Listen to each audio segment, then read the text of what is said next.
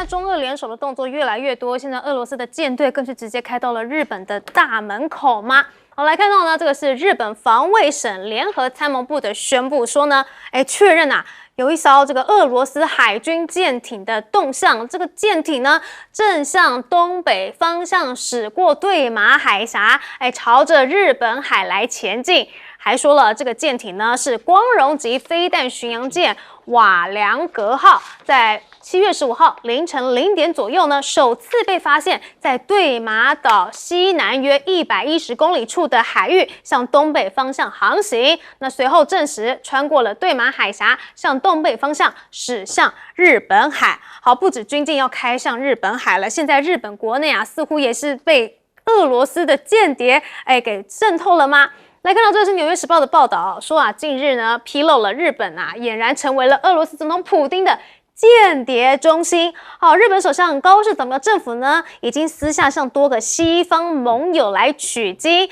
筹组2战后第一个中央情报机构。好，那为什么俄罗斯把日本变成间谍中心呢？甚至还把它当成了军备武器零件采购的重要来源。日本政府的发言人回应说啊，必须要用更严格的措施来应对这个问题。那么高市政府也意识到啊，需要用更严厉的措施去打击国外的情报活动。好，那为什么现在中俄啊敢这么的嚣张啊，在这个日本自家门前这个横着走呢？似乎也是因为川普自顾不暇了嘛。来看到啊，美军的军工呢，真的是接连出了大包。美军呢之前呢就想要扩增155公里炮弹的产能嘛，所以就新建了德州的炮弹工厂。但是后来又决定呢，要改去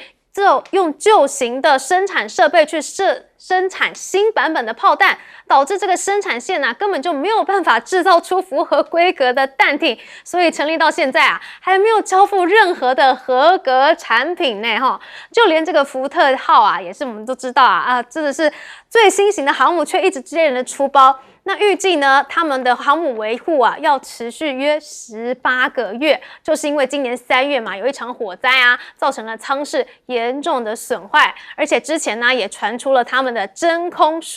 污水系统呢，也是就是厕所就淹大水了，没办法用嘛，出现了多次的故障。好，所以这个火灾的损坏又加上了管道工程的双重打击，使得这一艘啊，说是美国海军最新型的超级航空母舰，停航的时间远远超过了它正常的维护周期。好，更离谱的是什么呢？是现在啊，美军的这个核动力攻击潜舰呢，似乎是已经没有办法再继续部署了就是因为他们有很大的建造缺口海军现在呢，潜舰中很大一部分根本没办法出海，因为他们的维修船厂的进度跟不上，所以就这样算一算啊，大约有37% 到47%的攻击型潜舰呢，根本就是处于一个维护的状态，没有办法出去外面来巡航嘛。好，不止美国的这个军事能力跟不上啊，现在就连科技的风向也转变了。来看到呢，美国纽约州啊决定要暂停新建 AI 资料中心。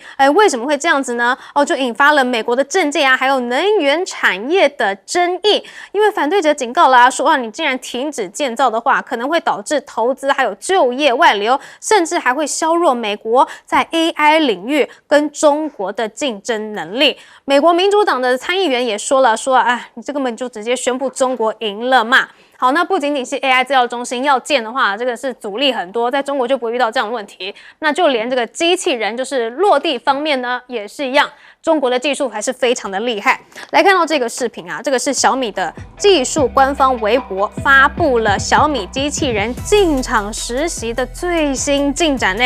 可以看到，在不到半年的时间里这个小米机器人啊就已经学会了柔性工件的常识作业，甚至小米机器人到这个汽车工厂里面验证满4个月，作业的成功率已经来到了98%呢，是完全已经逼近了人工的水平哦。所以在中国的硬实力之下呢，美国的光环是不是正在消退呢？来看到美国智库的最新研究的民意调查显示呢，全球的民众呢对中国大陆的观感正在持续的改善，而对美国的好感度则是同步下滑。而研究也同时显示了受访者对于川普还有习近平这2个领导人的信信心整体呢其实是都不高的。但是要比的话呢，习近平的得分啊还是高过于川普的。好，当然啦，中国能够把美国比下去，很大一部分呢也都是要谢谢川普啦。好，不过我们现在来看到中俄舰艇现在对日本步步进逼，背后到底有什么意涵呢？我们来请教张玉婷将军。中国大陆跟俄罗斯的海上联合演习，在这一次的话，这个瓦良格号的光荣级的飞弹巡洋舰跟中国大陆的055的大驱，都双俄罗斯派了不同的战舰4艘，中国大陆派了6艘，加起来10艘，这个舰队就蛮大的了。它是用联合海上巡弋，置重点于复杂电磁环境下的作战，就是我们讲的电子战跟反电子作战。另外一个是水下作战，这是反潜作战，还有潜射的反舰飞弹，类似这样子的演练。那这个科目以前比较少做，因为以前一般的战略巡洋，现在是有深度的战略巡洋。因为日本呢，他最怕中国大陆跟俄罗斯两个一联手就完蛋，因为日本可以单挑，在1895年这个满清政府跟日本打仗的时候，就是我们讲甲午战争。那这个摧枯拉朽，清朝全军覆没投降，签了马关条约，这是1894年甲午战争，1895年签订马关条约是这个样。那日本跟俄罗斯单挑的时候呢，日俄战争战争是1905年，日本也是赢，但是两个一合手，日本就没辙了。你看，我们可以看出来，在2次大战，那个俄罗斯在这后面是1945年8月的时候。俄罗斯因为2战结束了，这个从东北就进入。那日本那时候在关东军总共有99万人啊，兵力非常强大。但俄罗斯派了150万，直接挥军进入东北，日本马上投降。所以只要中俄一联手，日本就伤脑筋。为什么？因为他们有3大优势。第一个，这2个都是核武大国，尤其是俄罗斯，日本没有核武。那第二个，日本没有军队，日本叫自卫队。那俄罗斯跟中国大陆的军队的人数啊，超过日本的10几倍，那日本怎么招架？所以日本最怕一直看他们2个只要一联手，日本就比较紧张。那第3个，人口大国跟领土大国，因为俄罗斯1700多万平方公里，中国大陆900多万平方公里，那日本只有37万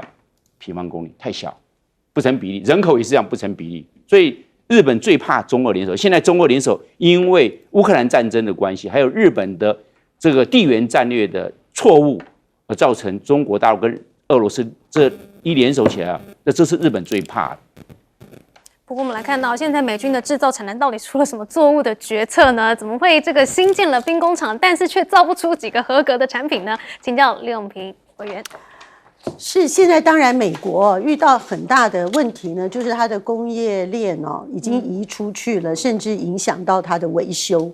那它的维修做不到的话呢，就使得它呢空有很大型的这个核子武器潜艇等等的，它都根本不能上线嘛。所以你在这种状况底下呢，它37%的核动力攻击潜舰都没有办法部署。那这个事情你等于你有了也等于没有啊，所以大家常常在讲说，21世纪啊，好像头前的10年大家都认为叫资本为王，可是事实上呢，进入到2020年之后呢，越来越显示是谁掌控供应链，谁掌控产业链，变成产业链供应链为王的问题。好，那至于呢，这个日本啊，它现在变成了这个俄罗斯间谍汇聚的地方特别是在东京呢，这是一个让西方社会相当震惊的情况。因为《纽约时报》的这个报道相当的巨细靡遗，那也造成了很多国家呢对日本这个不断的去施压。因为呢，这个来源是因为2022年的时候，俄乌战争一旦爆发呢，西方各国对俄罗斯都采取很多的制裁措施，所以他们那个时候呢就开始驱逐相当多的俄罗斯间谍，在西方的首都的俄罗斯间谍呢，一下子被驱逐了几百人，而且把一些跟俄罗斯有生意往来的公司都变成是黑名单。就这些人跑到哪里去呢？跑到了几十名、上百名，又跑到了东京啊。那东京他们去藏在什么地方呢？是真的是很夸张，也很戏剧化，他去藏在了俄罗斯航空的办公室，而那个地方呢，距离日本的警察东京的警察总部呢，走路只要10分钟。所以等于是藏在日本的警察的眼皮子底下呢，整个俄罗斯在运作它的间谍网。那根据这个《纽约时报》的报道呢，他们是由俄罗斯情报的一个非常神秘的单位，叫做第20局来掌控。这个《纽约时报》这个报道也很了不得啊，他连这个20局派驻在这个日本的负责人的名字他都把它揭露，对，他把它查到。然后呢，他们跑去弄在日本，他们目的是干嘛呢？就是发现俄罗斯，因为他不是对抗乌克兰，那乌克兰不得到很多西方的技术的转移跟供应吗？那俄罗斯技术没办法得到最先进的所以他就透过了这个在日本的间谍网，把日本的敏感技术各方面就偷走私到俄罗斯去。所以多夸张！现在俄罗斯的无人机还有飞弹里面90%是日本的技术。你说国际会不会很生气？所以高市早苗也在这种压力底下呢，就被迫说，他是不是要加强他的情报机构？他要不要搞一个中央情报中心？真的是防到最后，没有想到间谍是在日本啊！哈，我们来请教徐老师。是这个日本过去长期以来，他在冷战的时候，他应对的战略防御的重点其实在北方。一方面是这个面对朝鲜、北韩的这个导弹的威胁，那二方面其实是面对苏联就是后来包括后来的俄罗斯，因为大家也知道，日俄长期之来有这个在北方四岛上有领土主权的争议嘛，这个是二战遗留下来的问题所以日本其实是北方的这个防务重于南方，在冷战期间一直到后冷战期间的刚开始的部分，但是在最近10几年以来，他其实把大量的军备移到了西南诸岛，包括接近台海这个地方，那包括美军也鼓励他，你要成立滨海战斗团然后要部署一些比较针对攻击性的这些导弹然后甚至你要进行很多的夺岛反夺岛的演习所以他慢慢把战略重心南移然后移到台湾的部分。那我想中国大陆跟俄罗斯这个当然是一个例行性的，它最近形成了一个例行性的中俄联合海上的这个操演，刚刚结束。然后在上个月月底呢，我们看到现在每半年会有一次中俄联合的这个战略航空的这个联合巡航。那其实都是在提醒，就是说，如果当你要作为美国的这个战略前沿，然后试图来介入台海或插手台海的话，那可能到时候中俄是会联手反应的，会给你同步的压力。那我想这个也要日本自己重新去斟酌了日本自己重新去斟酌。那么我们再看一下这个皮尤中心这个 Pew Center 他做的这个年度的这个，他每年其实都做这个国际的各国大国的形象的这个调查。那这一次呢是做出了一个中国大陆明显的领先跟超越这个美国的这样的一个情况，在全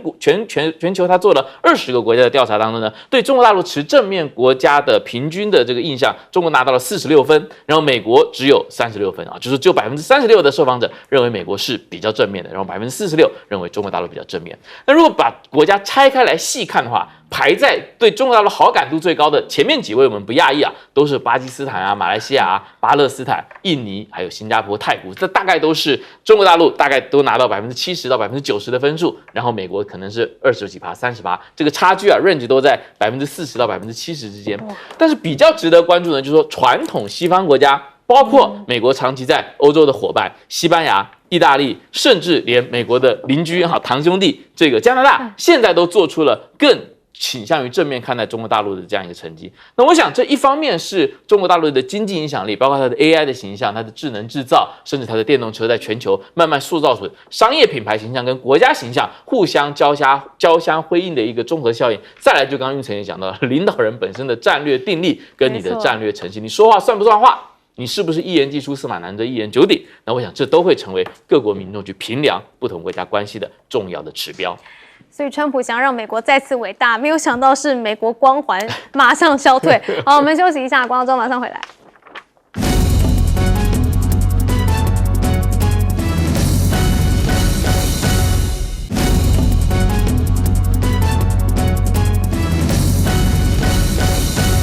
好，现在美意之间真的只是小打小闹吗？我们来看到现在连邮轮也轰了耶这个是中央司令部的表示说这个邮轮贝尔马号在开向哈尔克岛的途中呢，试图违反美方的封锁令，还无视多次的警告。于是呢，他们就出动了军机，发射地狱火飞弹，使其丧失航行能力，并且就停止驶往伊朗了。好，那甚至啊，现在川普也放话啦，说啊，如果你德黑兰啊不愿意重新回到谈判桌，那下一步啊，不仅仅是油轮哦，他要怎么样？他要锁定伊朗境内的发电厂、还有桥梁等基础设施啊，也不会明确的说出最后期限。他说他不喜欢说出最后期限，大概也是因为一直塌口吧。我们来听一下川普的说法。I don't like giving deadlines, but they pretty much know. They know the story. So are you meeting? They better behave. Mr. President, on vehicle stuff. 好，希望伊朗能够老实一点，但是伊朗的态度是什么呢？来看到伊朗的议长卡利巴夫说啊，伊朗从未欢迎战争，现在也不欢迎，但是呢，必须要做好战斗准备啊，坚定的捍卫国家安全与利益啊。那对于现在的这个新一波的战火再袭呢，美媒也说啦，恐怕会演变成永无止境的战争，就这样子一直炸下去。好，那这一波轰炸到底是炸了哪些地方呢？我们也来为您整理了哈。这个美国军司令部都称呢，在维持90分钟的打击行动呢，他们打击了哪呢？是大通不岛的海岸防御系统，还有巡弋飞弹的储存发射设施的精准弹药区。好，目的呢就是进一步的削弱伊朗军队用以攻击荷姆兹海峡商业航运的军事能力。那甚至呢，美军呢也在阿拉伯海还有周边的海域呢部署了什么？包括了双航舰打击群在内的20艘主力战舰来执行任务，严格的限制伊朗港口船只的进出，来回应伊朗攻击商船或者是威胁荷姆兹航运的一个行动。甚至现在美方官员也表示啦，在川普呢连日听取了高阶幕僚的报道之后呢，有倾向要扩大在伊朗的军事行动哦。包括要加强空袭、派遣地面部队夺取荷姆兹海峡附近的伊朗岛屿，甚至啊有可能要去轰炸浩山就是秘密核子活动的防护严密设施。好，这个话说的这么满哦，但是真的有可能炸到这个核设施吗？这个西方的情报单位就非常怀疑呀。他们认为啊，专家评估认为说这个设施呢就位在花岗岩层的下方啊，埋藏的深度可能最深达到610公尺。那么以美国现有最强大的碉堡克星炸弹也很难去把它给穿破的，所以美国可能根本就没有那个能力去炸到核设施，更别说美国有没有能力去进行地面作战了哈。所以反倒现在呢，打不了伊朗，让全球的能源是陷入了另外一个危机就是因为呢，这个中东的石油还有天然气的出口嘛，这个被伊朗的革命卫队说，要么大家一起用，不然的话呢，就是大家都别出口。所以只要你美国继续对我们实施袭击的话呢，我们就要中断所有的能源输出。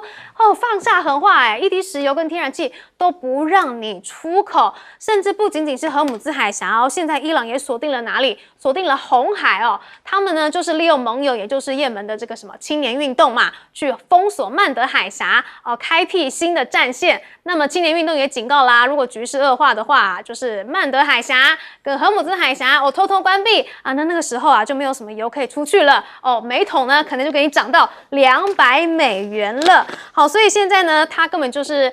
美国根本就是拿伊朗没有办法嘛。那现在甚至很多人都看穿了，美国根本就帮不了我，所以呢，开始很多的这个船运家呢，都避开美军的护航路线了，因为他们认为美国似乎没有能力去控制目前的局势，所以靠近美方的航线反倒是比较危险，还不如走伊朗准许的航线了哈。那眼看这个美国对伊朗没辙，所以只好呢又继续拿出关税美国呢要严拟对于买俄罗斯油气的买家去课100%的关税。那对此呢，中国大陆的外交部发言人也出来喊话啦，说中方是坚决反对没有国际法依据、未经联合国安理会授权的非法单边制裁，还说你这样子搞双重标准最终呢是搬石头砸自己的脚。所以美国的双标最后真的是断了自己的生路吗？我们来请教张延廷将军。因为伊朗把荷姆兹海峡变成它的战略开关，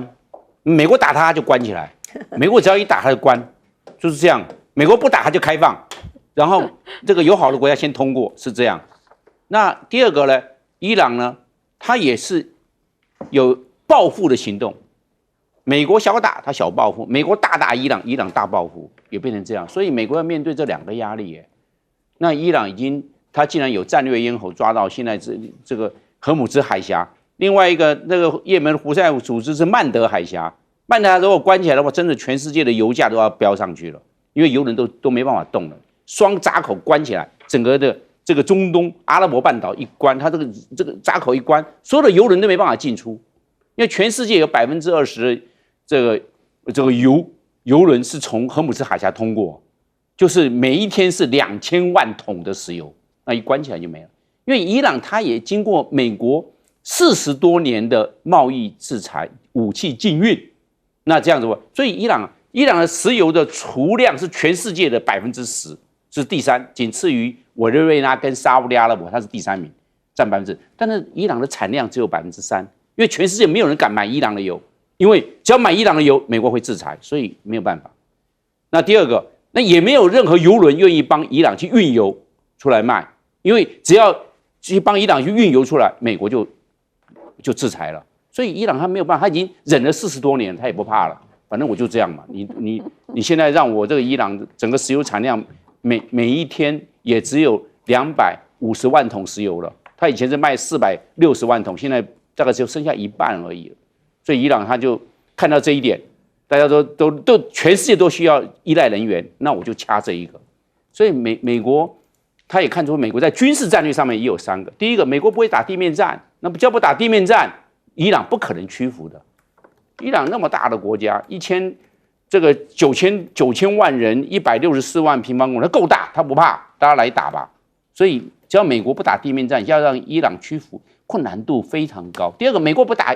这个夺岛战，因为夺岛战的话易攻难守，美国攻得下来，但是守很辛苦，要守多久？所以伊朗看到这个，那伊朗就会有底气，你不敢来动这2个吧？第3个，美国到现在为止，伊朗战争4个月，但是美国没有派一艘军舰进入荷姆兹海峡，现在进入嘛，打通，只要伊朗敢动手，美国就这个军舰上直接发射武器。如果美国到现在为止没有派任何一艘的飞弹巡洋舰跟飞弹驱逐舰进入荷姆兹海峡，说我来打通，那这样子大家就会开战。只有中东的国家，包括科威特、巴林、卡达，还有这个阿联酋，甚至沙烏地阿拉伯，还有北边的甚至伊拉克，他会感到你这个地区，如果美国一直这样让这个伊朗能够借这个理由来封锁荷姆兹海，他们整个的国家的利益，因为他们都是卖石油啊，他国家利益受损了，他压力，他说去找伊朗解决，还找美国解决，都会抱怨美国，然后可能私底下会跟伊朗暗通款曲，看看伊朗有时候可不可以放宽油轮的进出，可能变成这样子了，变成美国可能没办法解决问题，变成伊朗可能可以放松，那这样的话，伊朗在整个战略谈判上面跟地缘战略，伊朗会逐渐占上风。所以现在美国对伊朗是不是真的只剩下军事施压呢？他们在外交上面有没有什么可谈的呢？我们请教永平姐。美伊的这个和谈呢，其实到6月底的时候，大家还觉得相当的有希望，可是进入到7月之后，就整个大变局。那当然在这个过程里面呢，有众多的因素啦。当然，这个伊朗举行了一个很盛大的国丧，非常多人，创下了人类有史以来最多人参加丧礼的记录呢，可能也是一个变数。我们看到那个川普呢，非常的愤怒的一直在那边叫嚣说，你看这个是伊朗不想谈如何如何。可是今天却有一个美国的媒体它有一个独立的调查新闻网站叫做 DropSite 他做了一个爆料。当然他的这个说法跟爆料呢，显然是伊朗方面喂给他消息的。是伊朗说他们这个整个谈判之所以生变呢，是因为他们在6月底在那个瑞士琉森湖会谈的时候，伊朗的代表就跑去呢跟美国副总统范斯告状。告什么状呢？告状说川普所派的他的亲信一个是他打高尔夫球最好的朋友，叫做川普的特使威科夫，还有跟他的女婿Kushner，这两个人呢都没有任何外交谈判的专业呢，可是却成为川普最信赖的谈判特使。伊朗跑去告他们的黑状，就是说他们根本在利用谈判的过程呢，操纵市场、操纵股市，然后整个呢获利了90亿美金。所以伊朗说，那钱怎么可以只有你们去赚？那我也要跟你分红。伊朗要求要分45亿美金，而且他们还跟范斯告状，指控说他们呢故意破坏谈判的气氛，对伊朗不利，是因为他们每天谈判进入什么细节、什么状况呢？他们立刻都去跟谁回报呢？跟现在美国非常反弹的以色列的总理纳坦雅胡，还有以色列的情报当局萨摩德去回报，萨摩德的局长回报。那这个摩萨德，对不起，摩萨德去回报以后，这个爆料不是简直是掀了美国的老底吗？川普旁边的人都在敛财，这一点美国社会已经有很多人在批评了。然后川普已经公开跟纳坦雅胡翻脸了，可是 Kushner 他的女婿 Kushner 是一个非常重要的犹太人的领袖，所以他一直跟以色列的关系非常的好。结果搞了半天呢，这个谈判呢，完全美国只是一个幌子，背后还是以色列在主导。那以色列并不想跟伊朗和谈呐。那当然，这个消息一爆出来之后呢，白宫当然震怒否认。那么那个美国副总统范斯也说没有，我们通通没有得到过这个讯息。但是不管怎么样，这样的消息的传出，一方面呢，不晓得他们美国还要各种去查证。可是伊朗放出这个消息呢，说穿了，美国在荷姆兹海峡的过路费想跟伊朗分一杯羹，那伊朗呢想去分美国川普亲信操作市场，也想分一杯羹。如果到最后大家都是为了钱，这个事情你还要搞到什么时候？全世界都是他们的受害者。所以以后中东的局势就变成大家在抢这个菜市场一样，喊价一样吗？我们来请教徐老师。是这个大家都知道谚语啊，就说战争是这个政治的延伸，那战争也是政治对抗的最严峻的形式啊。所以这个伊朗的这些事态啊，从2月28号发展到现在，那我们也可以看得出来，美国至少特朗普政府是非常希望要避免美军自己的大规模的死亡跟牺牲。那所以我想伊朗也吃定了这一点，所以也就愿意跟美国这样子长期的博弈的耗下去。那谈打，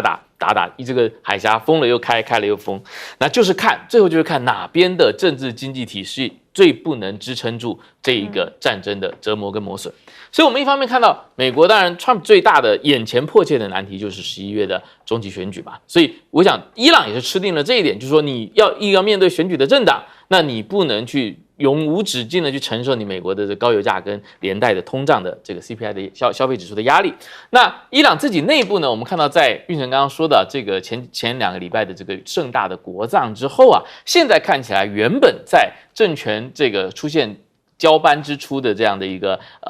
内部的一些局域啊，慢慢得到了弥合。我们看到伊朗的议长也是这次对美谈判的主要的主谈代表卡里巴夫，跟新任的这个最高领袖穆杰塔巴，还有伊朗的这个现任的总统佩泽西齐扬，他们之间形成的这样的一个可以说新的一个权力结构的中心吧。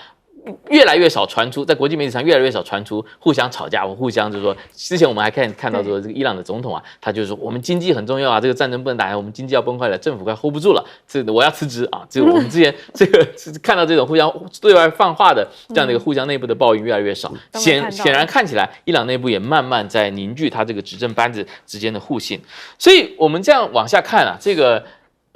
而且现在这个霍尔姆兹海峡这边，我这2天看到产业报道，还形成一个新的趋势，也就是说，大家虽然很多人不敢走霍尔姆兹海峡，但是还有一些商船公司，他就拿出了他们就形成了一个船对船的水上的原油接驳的市场。就是说，我们可以看到，在霍霍尔姆兹海峡东部的阿曼湾的这个停泊地啊，这几个重要的，比如说阿联酋的霍查拉伊港啊，还有几个重要的港口，都停泊了大量的邮轮，各国的邮轮停在那边，然后让敢于穿梭海峡的少数的商船公司去帮他们运油，说帮他们从波斯湾里面运出来，然后呢，然后在这个船上水上集市的方式，把这个原油从船对船的方式输给这些停在阿曼湾外海等的人。那实际上在这个海峡穿梭的是谁呢？大家就看了一下，有一家公司是一家韩国公司啊，叫长景商船，它非常有意思啊，它似乎有一个水晶球，它在2015年到2026年啊，前年到去年就大量的买了全世界最大的这个超大型油轮 VLCC， 然后就似乎就等着这场战争的爆发，而且。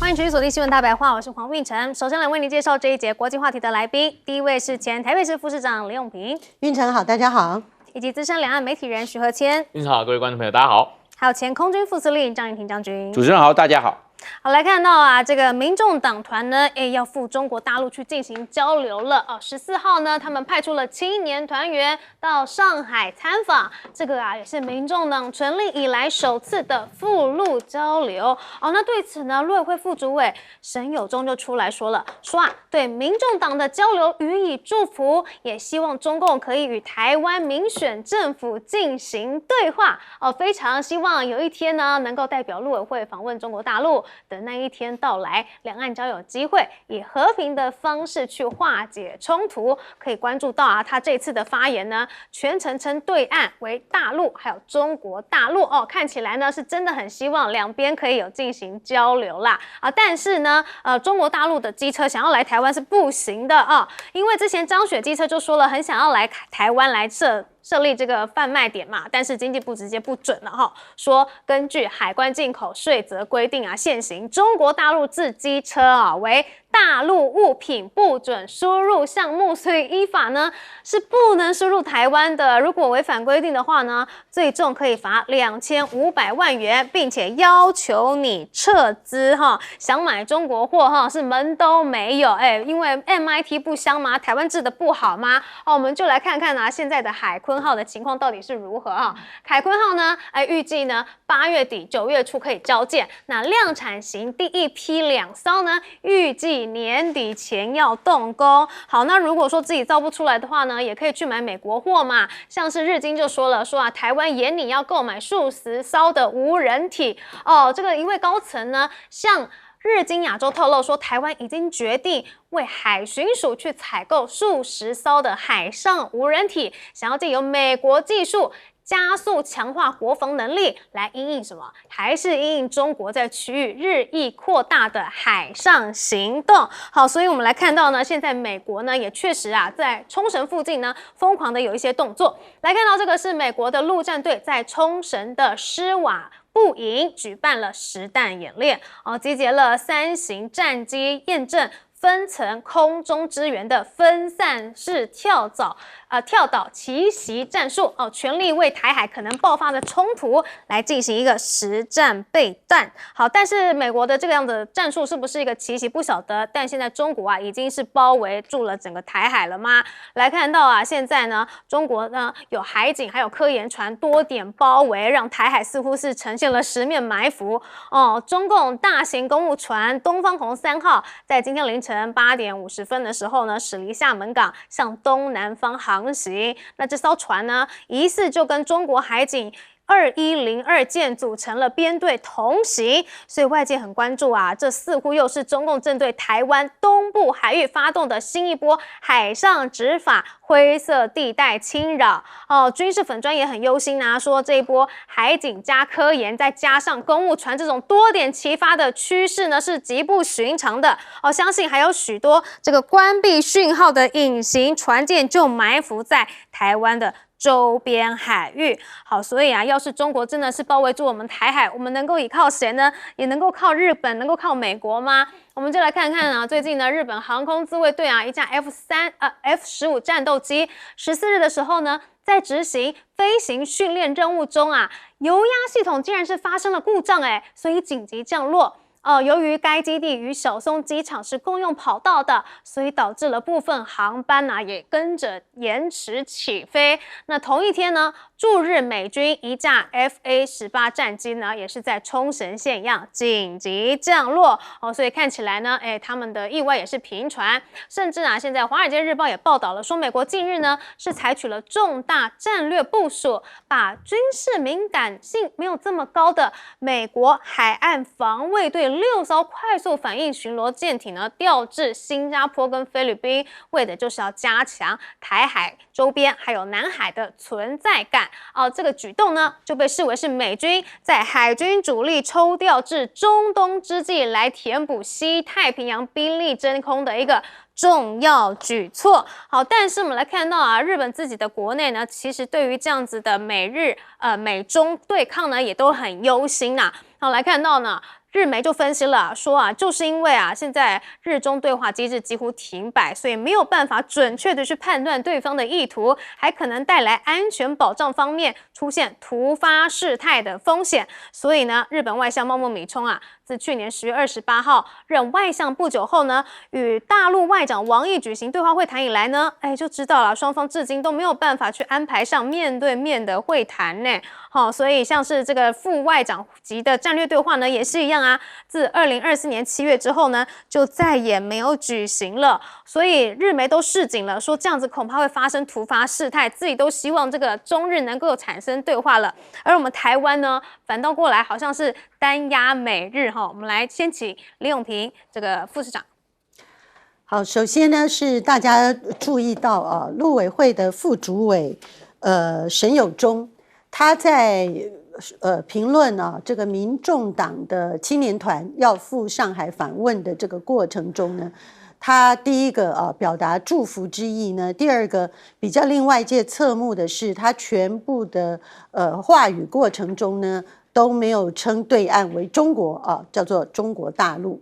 那这个能不能视为是代表民进党政府或者是陆委会传达出来的一个新的善意呢？因为这个沈友忠他过去是担任过民进党的民进党当然他们对岸都称中国事务部国民党叫做大陆事务部他们呢这个沈友忠呢就担任过民进党的中国事务部主任，所以换句话说，他能够去陆委会担任副主委表示呢他也深知非常的熟悉民进党的对岸的一些立场跟观点。所以这一次他的言语上的强调甚至呢可能跟现在民进党主流的说法呢有某种的改口民进党动不动就说中国很过分，中国如何如何，他这次特别称中国大陆，能不能说明是风向球变了呢？我觉得就这一点来讲，必须要再观察，因为沈友忠不是唯一的副主委我认为呢，只有到谁讲话也称中国大陆呢，大家大概比较可以确定。我觉得要等梁文杰，对，连邱垂正讲中国大陆，我觉得大家都不会很意外，因为邱垂正过去本来就是一个学者，而且他自己也去中国大陆访问过。可是呢，梁文杰是一个死硬派，而且呢，被所有人都认为说他就是民进党现在掌权的新潮流派系呢，放在陆委会监军的。所以真正能够代表上意、代表民进党的党意、代表新潮流的流意，就是梁文杰所以这个事情呢，到底值不值得大家来关注呢？还要看未来梁文杰的说法跟他的改口，尤其是他这么习惯在陆委会扮大黑脸的情况下，到底会不会有变化？那至于那个我很想讲一讲这个张雪机车的事情因为我觉得张雪机车经济部第一时间这么不友善，就要跟人家说不准，还要去恐吓说你这个如果这个不经过经济部的审查你最多呢要罚2500万然后要逼你撤资什么，我觉得简直莫名其妙嘛。张雪机车是怎么回事？它是中国大陆呢一个新的机车品牌，而这个机车呢，因为他的这个创办人张雪呢，他非常的重视工程师制跟轻量化的部分，所以他在自主性研发呢投入了很大的力量呢，然后又有了很好的突破。那他一炮而红呢，最主要就是他在今年才刚刚得了世界超级摩托车锦标赛的多项冠军。那这件事情对中国大陆的产业来讲是非常不得了的一个突破，因为过去在这个超级的这个机车大赛里面呢，垄断的都是欧洲跟日本的大厂。那它可以一举突破呢。第二，它的造型也相当的酷帅。然后呢，他会提到台湾来贩售的问题呢，是因为他到台湾来参加车展呐、那车展的民众呢，热烈的这个支持啊。那这个机车呢，它是高档的机车，它台币换算成台币，现在你要买啊，一辆呢要20万到30万台币之间呢。我觉得经济部非常无聊，就说台湾有多少人会买一台机车花这样的钱？不是一个很大众机场，你不要认为说哇，他如果一旦进去，他就把全部台湾的机车市场通通取代，不是嘛？那你在这种状况底下，你只要好好的讲说进到台湾来。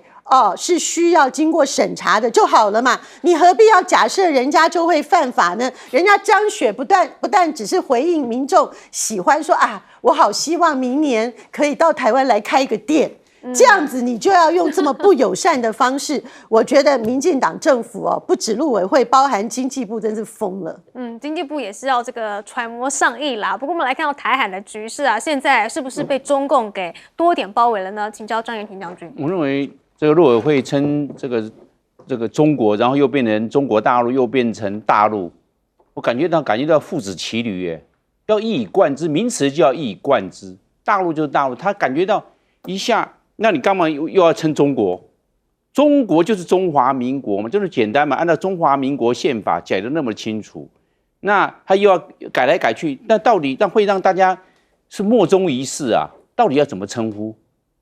那这样子的话，是不是我们的核心思想在什么地方？这个问题很大。你叫国军官兵要为国家牺牲，是为中华民国牺牲，还是为台湾国牺牲？问题好大，他不知道怎么打仗，到底为哪个国家来效忠？问题这民进党搞不清楚，这个名不正言不顺，言不顺事不成，他有这个逻辑的。所以民进党赶快把这个名词赶快修正过来，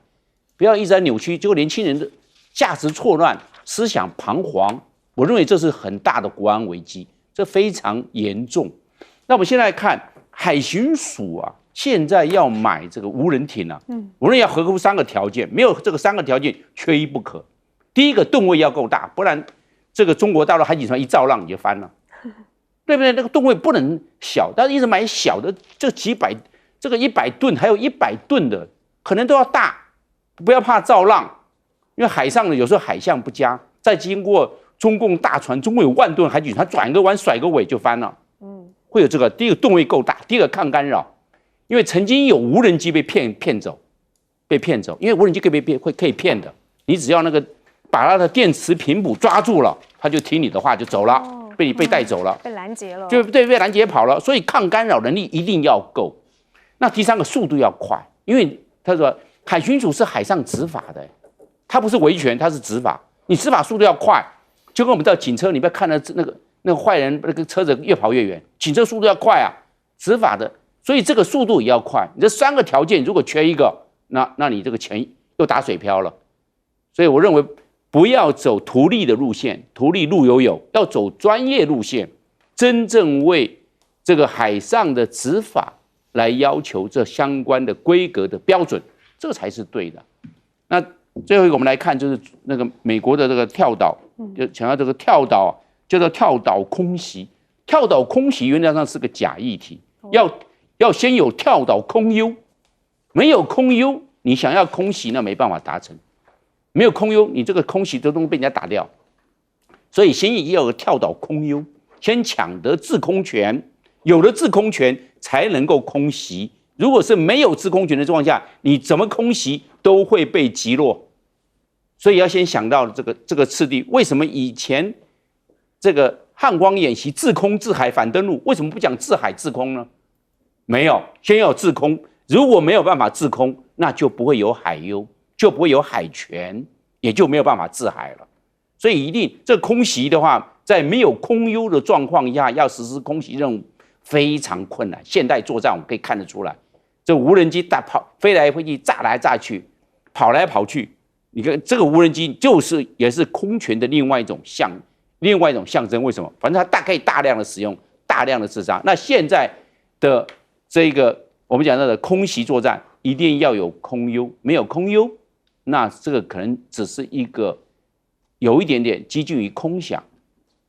不过我们来看到了这个民众党那派出青年团去中国大陆去访问啊，那陆委会是希望能够代表陆委会去访陆。那为什么这个我们的国民党主席郑丽文到大陆去的时候，陆委会就没有这样子的说法呢？我们来请教徐老师。是，确实没有很有意思。我们现在看到赖政府对于国民党的跟大陆的党纪交流，还有民众党跟大陆的党纪交流，似乎是拿出了2张面孔。那如果联系到柯文哲前主席，他这2天还说，如果赖当初去年刚上任的时候就找我合作，今天政局就不会那么乱。我觉得两边似乎有一点互相释放友善信号的这个绿白。这个隔海隔空传情的意思啊，但我觉得民众党的这个青年团体去啊，我觉得还是蛮有意思的，因为大家也都知道，过去国民党跟大陆之间是因为有所谓9·2共识为基础嘛，2个党都认同一个中国啊，虽然大家对一个中国各自有诠释。那民众党呢，过去是柯文哲前主席，他当时说两岸一家亲，但是柯文哲主席没有说民众党接受9·2共识哦，所以。民众党跟大陆之间的党纪交流其实一直没有成型。那柯文哲以前去大陆都是以市长的身份参加台北市的这个上海的双城论坛。那所以这次民众党去其实也打开了大陆跟民众党进行党务活动交流的一个新的渠道啊。那我看了一下他们的行程啊，昨天他们一下飞机去了洋山港，大陆吞吐量最大的这个国际港口，然后又去了12345的上海市民热线服务中心。那李副在这边其实我有点班门弄斧。其实上海跟现在大陆很多城市的所谓12345的这个市民服务热线，当年就是借鉴取材台北市执行1999市民服务热线的这个专业的经验。对，到台北市那是我记得是2010年啊，上海办世博会的时候，台北把自己的案例馆带去，一个推荐我们的1999，一个去介绍我们的资源全回收，垃圾不落地。那这2件事情后来大陆就觉得非常好，然后也解决了很多大城市的运营的难题，还有回应市民这个迫切诉求的难题，所以我就全面的铺开，像很多城市都有这样的一个服务机制。所以这其实就证明，就是说，当两岸关系只要没有严重的政治对抗跟政治争议的时候，台湾自己好的经验、好的一些服务的形式，特别是公权力跟社会之间良性互动，甚至是这个去服务市民的一种方法，是愿意也可以被中国大陆来使用的。那我想，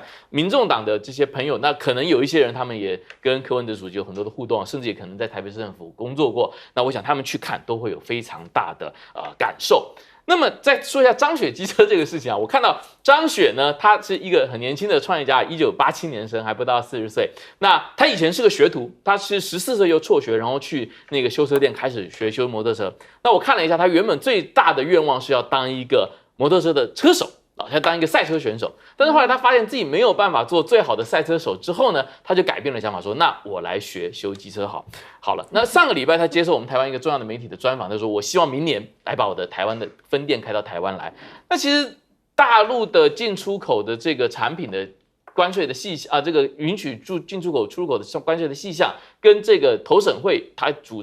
持的这个大陆的任何企业到台湾的投资审查，你可以等人家正式递案了，你再来做回应嘛。对啊，人家现在而且你还可以看你审不审得通过啊。是这个其实你怎么就假设人家审不通过，就好像人家来开分店一个非常恶意的行为一样。我觉得这就跟沈永忠副主委的这个话就形成了一冷一热非常大的对比，也不知道哪一句是真的。对，所以这样听起来，这个中国对于这个大陆这边啊，我们政府真的是有两面的态度。我们休息一下，广告之后马上回来。